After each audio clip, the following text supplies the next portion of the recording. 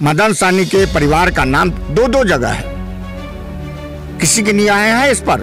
हम लोगों का जो वोट काटा जा रहा है वो एक कहीं ना कहीं लोकतंत्र पर हमला है। और सबसे बड़ी बात है, जनता जिस तरह से अंदर से गुस्से में है, जिस तरह से उनके परिजनों का नाम काटा गया है, जो लोग किसी कारण से 1 माह 2 माह के लिए कमाने के लिए बाहर गए हुए हैं उनका नाम काटा गया है।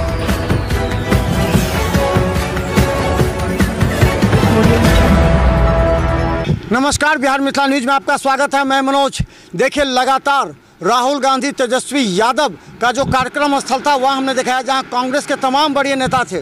उन्होंने कहा कि इस कार्यक्रम को सफल बनाने के लिए तमाम महागठबंधन के नेता एकजुट हैं और कार्य कर रहे हैं। हम बता दें अभी सोभन पर हैं। सोभन में भोला यादव है, यहाँ पर पूर्व विधायक हैं, और हम बता दें इनके कंधों पर बड़ी जिम्मेवारी है, इसलिए कि सोभन में जब तेजस्वी और राहुल रुकेंगे तो वो ये देखेंगे कि यहाँ पर कितने लोग हैं और क्या मुद्दा है यहाँ का। क्योंकि एसआईआर में जिन लोगों का नाम छूटा है उन लोगों को कलेक्ट किया जा रहा है हर जगह पर, चाहे कांग्रेस चले चाहे बीजेपी कर रही है, और यहाँ भोला यादव भी करेंगे। हमारे साथ भोला यादव हैं जो कार्यक्रम स्थल का निरीक्षण करने के लिए पहुँचे हैं। भोला जी, आप अभी कार्यक्रम स्थल का निरीक्षण आपने किया, किस तरह का कार्यक्रम है, किस दिन है और कितने बजे का? देखिए, हमारे नेता आदरणीय तेजस्वी प्रसाद यादव जी और राहुल गांधी जी, प्रियंका गांधी जी, भट्टाचार्य जी, ये सभी लोग 26 को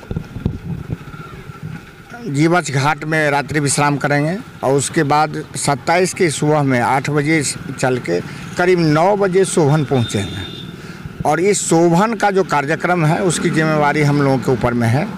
सोभन चूँकि हमारे बहादुरपुर विधानसभा क्षेत्र में पड़ता है, तो इसलिए ये पॉइंट सबसे इम्पोर्टेंट पॉइंट है हम लोगों के लिए।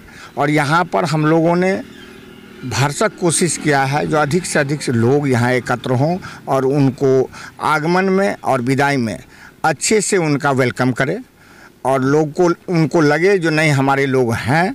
और सबसे बड़ी बात है, जनता जिस तरह से अंदर से गुस्से में है, जिस तरह से उनके परिजनों का नाम काटा गया है, जो लोग किसी कारण से 1 माह 2 माह के लिए कमाने के लिए बाहर गए हुए हैं उनका नाम काटा गया है। कुछ लोग खेत में काम करने गए हैं उनको एब्सेंट कर दिया गया है, बीएलओ उसके घर पर गया, यदि नहीं मिला तो उसको एब्सेंट कर दिया है।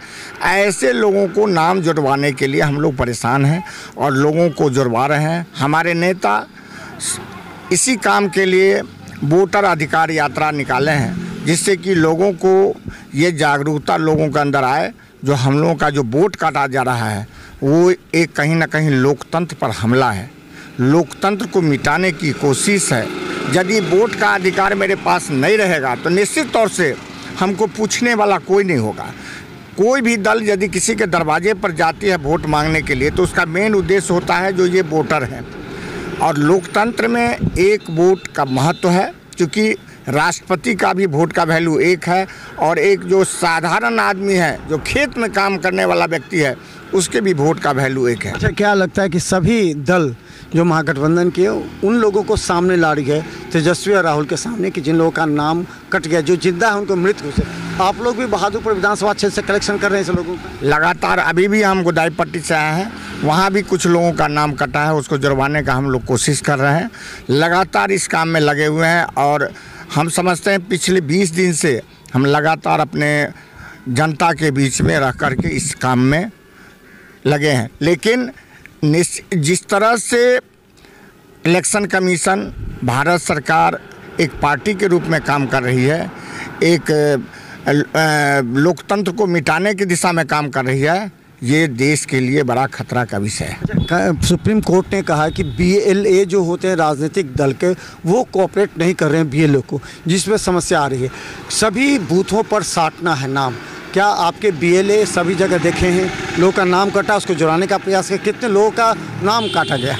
सभी जगह हमारे बहादुरपुर विधानसभा में 312 बूथ हैं। 312 बूथ पर 312 बीएलए हैं हमारे, और उसका सूची भी इलेक्शन कमीशन के पास में है, जिला प्रशासन के पास में है। उस सभी लोग काम भी कर रहे हैं, लेकिन बीएलओ कोऑपरेट नहीं कर रहा है। बीएलओ बताना नहीं चाहता है, बीएलओ कागज़ लेना नहीं चाहता। आज भी गोदाई पट्टी का बीएलओ लेने से इनकार कर दिया जिसका नतीजा है उसको ब्लॉक में हम लोग जमा करने जा रहे हैं। इस तरह से जिस तरह से BLO कर रहा है ना, जैसे लग रहा हो वो एक पार्टी के रूप में काम कर रहा हो। इसलिए इलेक्शन कमीशन का उसके ऊपर में BLO का उसमें कोई रोल नहीं बहुत ज़्यादा है। इलेक्शन कमीशन इस तरह का गाइडलाइन जारी कर रही है, BLO पर इतना प्रेशर है जो तुमको नहीं लेना है, उसके चलते वो लोग डर से नहीं ले रहा है। और हम लोग BDO साहब के पास आवेदन दे रहे हैं, BDO साहब के पास जा रहे हैं, BDO साहब के पास हमारे लोग BLA लोग जा रहे हैं, जमा कर रहे हैं। लेकिन कहीं ना कहीं ब्लॉक में भी 10 फॉर्म से अधिक एक बार में नहीं लिया जाता। ये अपने आप में एक नया कानून है।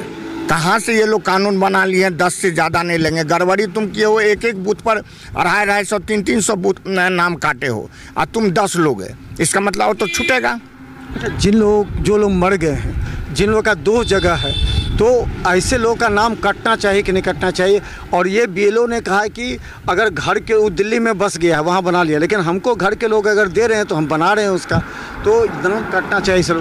देखिए, हर एक वर्ष जब भी चुनाव होता है 1 जनवरी को जब प्रकाशित होता है तो उससे पहले मरे हुए लोगों का नाम कटता है। कौन कहेगा मरे हुए लोगों का नाम यह रहने दीजिए, लेकिन जिंदा लोगों को मरे हुए सूची में डाल दीजिएगा। जो लोग घर पर हैं उसको एब्सेंट दिखा दीजिएगा। जो लोग गांव में रह रहे हैं उनको कहिएगा बाहर रह रहे हैं। जिनका डबल नहीं है उनको डबल कर दीजिएगा। कैसे भारतीय जनता पार्टी का लोगों शहर में देखिए एक ही परिवार के व्यक्ति का नाम 3 जगह है। मदन सहनी के परिवार का नाम 2 जगह है। किसी की निगाहें हैं इस पर? मदन सहनी की पत्नी का, बेटा का 2 जगह नाम है। 2 जगह आपने दिया, कंप्लेंट किया? हाँ, हमने भेजा है।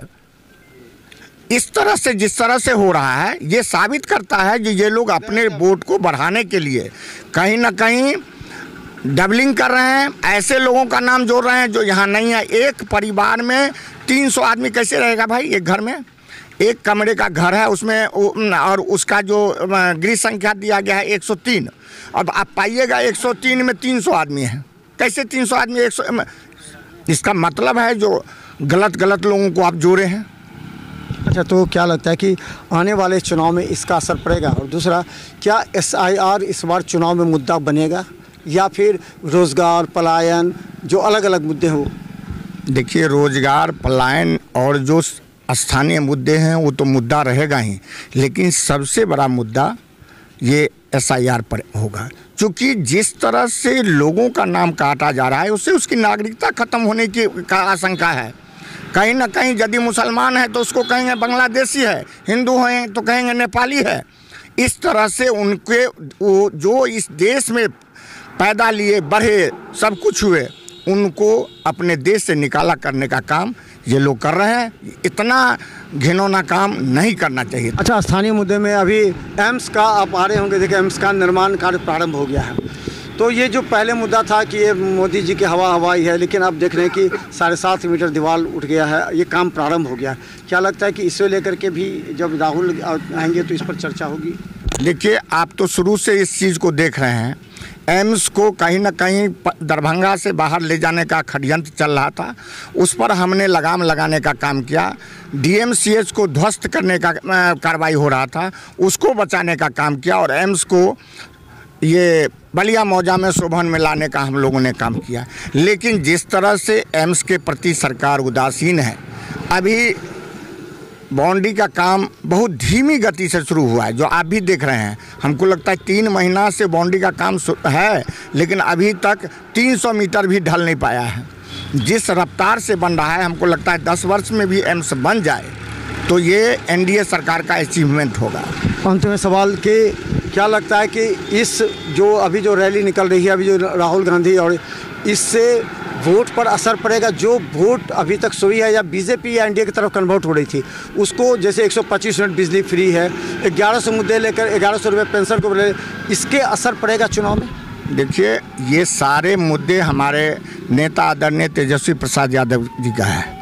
उन्होंने 200 यूनिट बिजली फ्री, 400 के जगह पर 1500 रुपये का सामाजिक सुरक्षा पेंशन, इसके साथ साथ माई बहन मान योजना के तहत 2500 रुपया हर 18 वर्ष से अधिक उम्र की जितनी भी महिलाएं हैं उसको देने का वादा उन्होंने किया था और उस पर वो काम कर रहे थे। इसमें मुद्दे की चोरी करके नीतीश सरकार ये 400 के जगह पर 1100, क्यों नहीं आप 1500 के जगह पर आप 2500 कर दिए? यदि आपको करना ही तो 1100 ही क्यों? हिम्मत तो जुटाइए। आखिर पिछले 20 वर्ष से आपकी सरकार है, लोग 400 रुपया आप लोगों को दे रहे हैं। 20 वर्ष में आपकी निगाह नहीं गई। जब तेजस्वी जी ने 1500 कर दिया तो आपकी निगाह गई है। उसी तरह से बिजली फ्री के मामले में आपका सदन में भाषण है माननीय मुख्यमंत्री जी का, जो किसी को भी फ्री में नहीं दिया जा सकता, ये सदन में बोले हैं। और 125 ही क्यों किए? 225 कर देते, क्योंकि तेजस्वी जी ने 200 यूनिट बिजली फ्री देने का वादा किया था। उसमें कंडीशन किस बात का? ये सरासर इससे लगता है ये सरकार थकी हारी निकम्मी है सरकार, और इसके अंदर कोई अपना विजन नहीं है। हमारे आदरणीय नेता तेजस्वी जी के विजन को उठा करके ये लागू करने का काम करते हैं। इसलिए ऐसे सरकार को रहने से सरकार बिहार का भला होने वाला नहीं है। आने वाले समय में जनता सब देख रही है और जनता इसका जवाब देगी अपने वोट की चोट से। तो देखिए कितने लोग हैं हमारे साथ। ये सोबन में जो कार्यक्रम होने वाला है उस कार्यक्रम की सफलता और उसका स्थल निरीक्षण किस तरह राहुल गांधी और तेजस्वी यादव जब आएंगे, इस रास्ते से गुजरेंगे, तो भोला यादव के कंधों पर जिम्मेवारी दी गई है ताकि यहाँ पर एक अच्छा माहौल हो, ज़्यादा से ज़्यादा लोग आए और ये बात की जानकारी दे कि उन लोगों का भी नाम SIR के तहत कटा गया है। अब आने वाले चुनाव को से पहले ये जो महागठबंधन की महारैली निकल रही है तेजस्वी यादव राहुल गांधी के, निश्चित तौर पर आने वाले 2025 चुनाव में इसका व्यापक असर पड़ेगा, क्योंकि वोटर अब उत्साहित होने लगे हैं। देखते रहे बिहार मिसाल न्यूज़। यूट्यूब में सब्सक्राइब कीजिए। GT पे सिटी केवल 10 चैनल पर लाखों लोग देख रहे हैं। धन्यवाद।